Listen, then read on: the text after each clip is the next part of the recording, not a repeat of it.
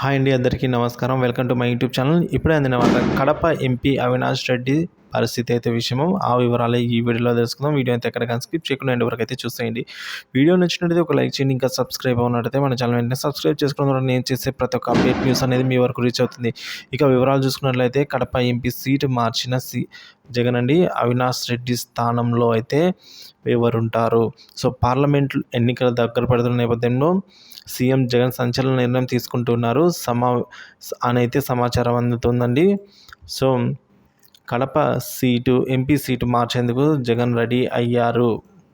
So అని విశ్వసనీయ వర్గాల నుంచి వచ్చిన తాజా సమాచారం అండి. కడప ఎంపీ అభ్యర్థిగా అవినాష్ రెడ్డికి బదులు అభిషేక్ రెడ్డి ఖరారు అయినట్లుగా సమాచారం అందుతోందండి ఇప్పటికే.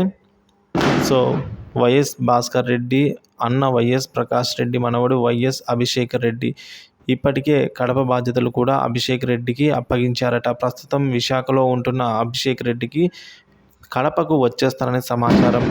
అటు మైలవరం వైసీపీ అభ్యర్థిగా జోగి రమేష్ ఫైనల్ అయ్యారనైతే సమాచారం.